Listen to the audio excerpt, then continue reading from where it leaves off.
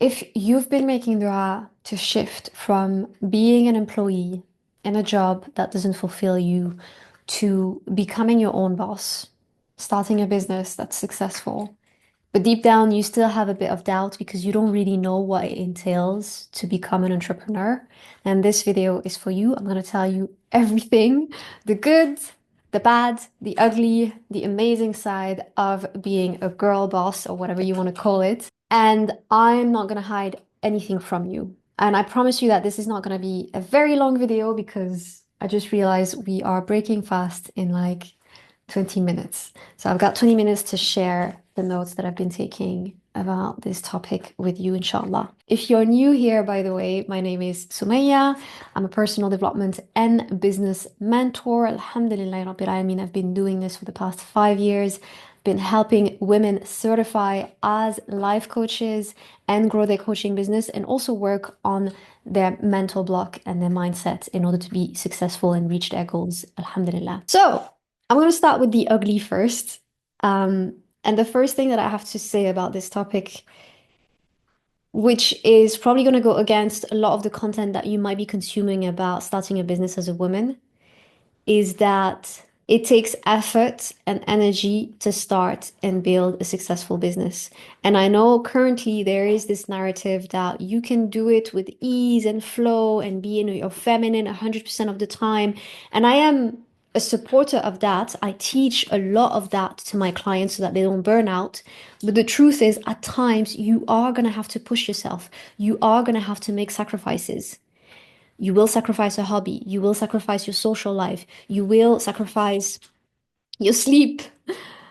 That I remember very clearly. Like, I remember at the beginning of my coaching business, I was working a 9 to 5. I was also certifying as an NLP coach. I was already coaching people for a low price, but still coaching people. And I was a single mom. Those four things fit in a day. My sleep was not 8 hours per night. Trust me, it wasn't. But after a few months, a couple of years even, I managed to get to the point where I am now, which is, alhamdulillah, we have a 6-figure business. We make 5 figures every month, alhamdulillah, Rabbil Alameen. But I had to sacrifice some things at the beginning. So understand that if you don't really want this, if deep down in your heart you're not willing to give it your all, then being an entrepreneur and being a business owner is not going to be for you. I'd rather be honest. Like, you have to have that fire in your belly when you're thinking about this project. You have to be willing to prioritize this over everything except Allah subhanahu wa ta'ala. The second thing that I wrote is that as a woman who decides to start her business, you will definitely feel lonely because you're going to be part of a few minorities here. First, you're a woman. Second of all, you're a Muslim woman. And third of all, you will be a Muslim woman entrepreneur. And there's not a lot of us out there. And not a lot of people around you will understand you. And because of that, you're going to get judgment, you're going to get criticism, you're gonna get comments that are gonna discourage you without them coming from a bad intention, but people will just do it without realizing it. And that will push you to isolate yourself in order to keep on working on your project. And I think that's why I created the mastermind, if I'm being honest. The mastermind is one of my group coaching programs. It is only for Muslim women who are coaches and working on increasing their revenues. And it's because I really felt like there wasn't enough places for Muslim women to get together and talk about their goals and hold each other accountable and support each other. And it's the truth. Like, the people around you are not going to understand what you're doing. They're not going to understand why you're deciding to not be an employee anymore. They're not necessarily going to appreciate your effort. And that can be very discouraging. But again, you have to push through that and you have to find the communities where you will feel that support and that understanding. If you don't have that, it's really hard to progress. Like, I'm thinking about the times where I was alone. Those were the times where, in terms of growth, my business was stagnating the most until I found my business coach, who was also a successful Muslim woman in business, and I could relate to her. And I would actively join networking events or other group coaching programs where there were other women doing a similar type of work as me. And that would really show me what was possible, but also it would show me that I was not alone. Now, at the end of the day, we are all alone. Like the only companion that we have 24/7 is Allah subhanahu wa ta'ala. So really hold on to your faith, especially if you're doing this for His sake, hold on to Him as your wali, your guardian, your protector. And that's what matters. If you have Him, then you have everything, inshallah. The third point is that it's not going to be fun every day to be a business owner. Like you might be idolizing it right now because you're working for someone, and part of that is putting you in excruciating pain of having to do what someone else is telling you to do. I know it's not fun, but being a business owner also involves you engaging in tasks that are not fun. Namuchi, I know all of this that he's doing is gonna be in the background noises, but what can I do? Like, I can't lock him up. He's my baby. Mochi, can you come here? Can you come and sit next to me and cuddle next to me? That would be so nice. So, for example, in my business, there are a few tasks that I hate. I absolutely hate them. Anything to do with accounting, admin tasks. Oh my God, don't even ask me to do something admin. Like if you send an email to the Hill sister, if it was just me, you wouldn't even get replies. But you have to stick with those tasks. You have to force yourself to do them until you get to a place where you can delegate them and hire a virtual assistant, a personal assistant, or an operational manager like I have. Samia, thank you so much for existing. Sumia, thank you so much for existing and being part of the team. Alhamdulillah, those are my employees. They do what I don't like doing and what I'm not good at doing. But at the beginning, as you grow your company's capital and funds, obviously you won't have the money to invest in a team at first. And maybe you don't even want to invest in a team. You want to be a solopreneur, and that's completely fine as well. If that's the case, then you really need to learn to be disciplined enough to do the things that you don't like doing and the things that you're not good at doing. But ideally, you would delegate those with time so that you can stay in your area of flow, which is what you're great at. As an entrepreneur, you should be spending more time on what you are great at, your state of flow, really. And then the rest should be done by someone else. Ideally, that's how your business is really going to grow. That's how you're going to get a lot of money in because you will be paid mainly to do what you're great at. The fourth thing that I need you to know when it comes to being a business owner is that you have to be okay working under high pressure because some days are going to be stressful, especially if you're going to be launching products and offers. Launch phases tend to be stressful. Yes, they don't have to be highly stressful, especially if you get the hang of it, you put a strategy in place and you're just like repeating that over time, you will get better and better at handling obstacles, um, and problems. But at times, there will still be problems that you can't anticipate. That's the whole thing about being a business owner is that there's a thrill behind it, is that you don't know what's going to happen tomorrow. I personally thrive under pressure and when there is that element of unknown and thrill. And I think that's definitely an ADHD thing. And that's why a lot of people who are on the ADHD spectrum will be great entrepreneurs because they don't work well under command, under other people's command, but they work well under pressure when there's a deadline and they've waited until the last minute to do something, or there's a problem that comes up and their creative side is required, then alhamdulillah, we tend to be really good in those situations. If that's not you, if you don't like unpredictable events coming your way, if you don't like working under pressure, if you don't have a high tolerance to stress, then being a business owner is not going to be for you. Number five, I wrote down that the truth about being an entrepreneur is that it's so easy to lose yourself completely in your business.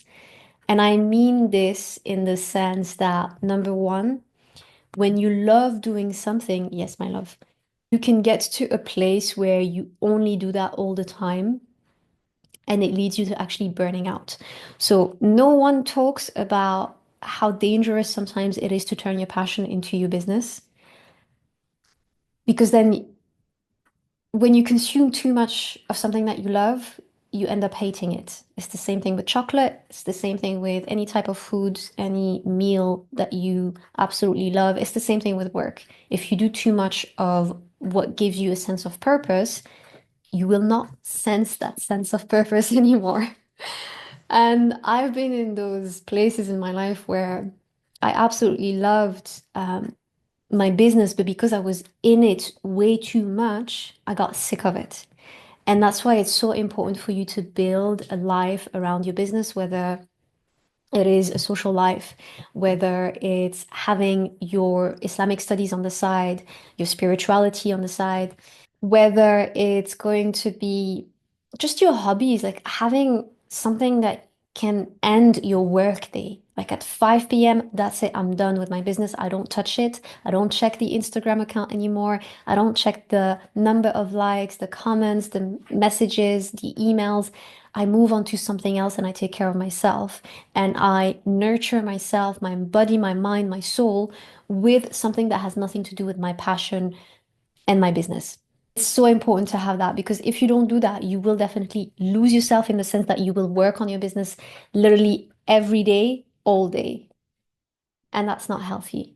The second way that it's very easy to lose yourself in your business is when you start comparing yourself to other sisters who are out there public, doing amazing work, but potentially doing it in a way that does not necessarily align with your values. And you start thinking, oh, if I copy them, if I start changing the way that I dress, if I start changing the way that I do my makeup, if I start changing the way that I talk and look a little bit more like them, maybe I'll be more successful. If I start showing a little bit of my hair, for example, or my neck, or and I'm not here to judge anyone, but this is also a very slippery slope because you're looking outwardly at what other people are doing and you're forgetting about your own core values, really. You're forgetting about your spirituality, you're forgetting about your compass, who should only be Allah subhanahu wa ta'ala and His pleasure, not what people are going to say or think about you and how much more they're going to like you if you show more skin or you do certain things that you don't normally do. So it's easy to lose yourself and your identity in that sense as well. The sixth thing that is challenging when you start your business as a Muslim woman is that at the beginning of it, you have to learn to say yes to a lot of opportunities just to put yourself out there, be visible in front of your audience, like do things that you are uncomfortable doing to get yourself out of that comfort zone and to grow your business. But then when you reach a place where people know you for what you're good at and they come to you naturally, you have to learn to actually say no. So at first it's yes, yes, yes. And once you have that traffic of people coming your way, it has to be no, no, no. So you have to cultivate the fear of being involved in everything and you have to actually set boundaries and tell people, I don't have the capacity for this, or I don't have the energy for this project and I'm gonna have to pass. And it's not always easy, especially when you come from a lot of struggle and you've hustled your way to get people to notice you, and now they are noticing you, and you have this excitement and this desire to say yes to everything. You shouldn't. You should protect your energy. You should prioritize what is in alignment with what you do and the bigger picture of where you want to be. Point number seven, when it comes to the ugly side of being a business owner, is that at the beginning, you are going to have a lot of self-doubt. You are going to question whether or not you're capable of doing it, whether or not you have something to offer to the world. And you are going to constantly have to boost your self-esteem and your confidence at the beginning of your journey. And then when you get to a point like where I am at the moment, which is a point of Alhamdulillah success and ease, you are going to have to do the opposite, which is check your ego all the time. Make sure that you're doing it for the right intentions. Make sure that you don't become arrogant and you don't see yourself in a light that is a little bit too bright. Like you don't start patting yourself on the back a little bit too much. And the way that I like to do this is always by thanking Allah subhanahu wa ta'ala for what I have and also giving Him the credit for what is good in our business, alhamdulillah. Like everything that we have that's good is from Him, alhamdulillah, Rabbil Alameen. And I repeat to myself this mantra, which is probably not going to be for you if you're starting your business, but I tell myself, Analeshe, I am nothing. I'm nothing without him. I'm nothing without his blessings. I'm nothing without his generosity. Everything that I have could literally just disappear because it's all from him. I didn't build this. It all came from him. That's why when my clients compliment me, I feel highly uncomfortable with it, first of all. But secondly, once they're done complimenting me, I tell them it's all from Allah subhanahu wa ta'ala. Like I have no credit whatsoever to take from this. But at the beginning of my journey, when I was just starting off and I had nothing, I had to boost my confidence by telling myself the opposite, which is I can do it with his help. I got this. There are good things coming my way. I'm capable of coaching people. I'm capable of transforming people's lives. And so it's this weird journey of first putting yourself on a little bit of a pedestal, even though we should never do that really. But you know what I mean? Like just like encouraging yourself, being a cheerleader to yourself. And then once you reach a place where people are looking at you, listening to you, looking up to you and seeing you as an inspiration, then you have to put yourself down to always make sure that shaitan doesn't take this as an opportunity to turn you into someone who's arrogant and potentially a hypocrite. 5 minutes left until iftar. So I have 5 minutes to go through the good stuff. And I just spent like 15 minutes on the ugly side of being an entrepreneur. Who still wants to become their own boss after this? Now, okay, let's talk about the good stuff. The things that I love about being my own boss. First of all, I get to live my life in my own terms. I don't have to wake up to go to an office anymore. Alhamdulillah. I'm laughing because I'm taking these things for granted so much. And I want to just take a second and acknowledge how hard it is to live like this. So if you're doing this and you've been doing this for years, I have so much respect for you. I'm just so glad that I'm done with this. Alhamdulillah. So I get to work in my own terms. I get to work with women only. I dress the way that I want. I get to work at the times that I want. So if I decide that I'm not a morning person today, I'm not going to be a morning person. If I decide that I want to take a lot of time off during Ramadan, I can do that.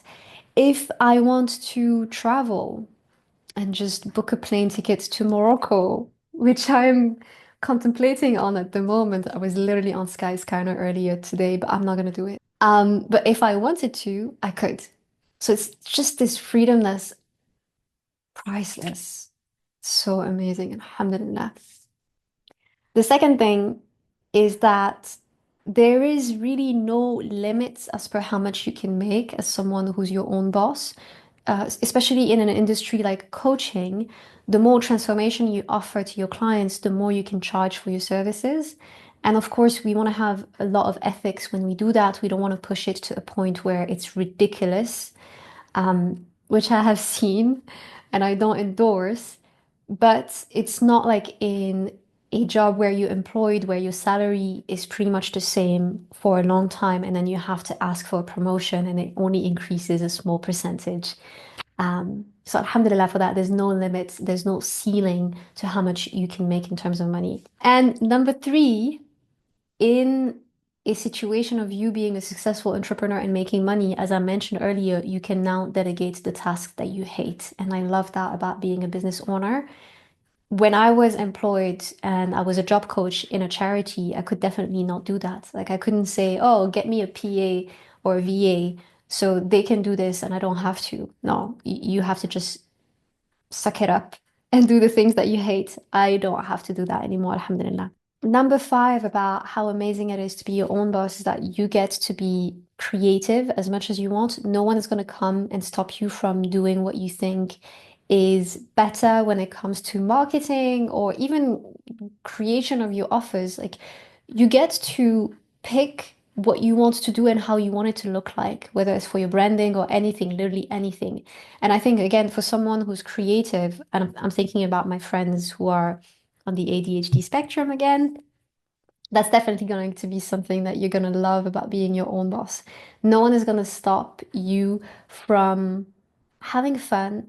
No one is going to be a party pooper and tell you, oh, this looks weird, or this doesn't sound right, or this is a little bit too original, too unique, too creative. No, there's no such thing. You get to do whatever you want.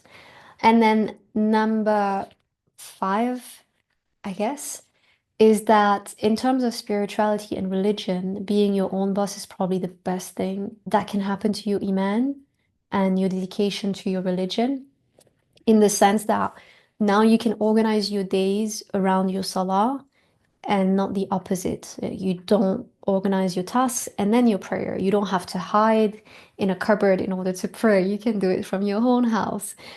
You don't have to book some time off from your boss in order to go pray Jumu'ah or go do Umrah or just be there for your parents or your community. Like again, like in terms of deen, being my own boss has been the best thing that could happen to me. Like a couple of years ago, I was able to take a lot of time off to study the deen, and I completed 1 year of Alimiyah.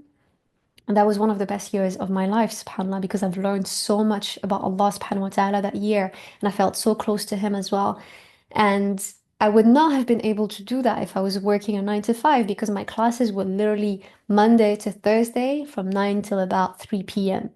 So that became like a part-time job, which again was only possible because I was my own boss and I could say, I'm going to do this and I'm going to prioritize this. Alhamdulillah. The other thing that is extremely beautiful about being a Muslim woman in business is that you get to meet so many interesting people, as long as you put yourself out there, of course.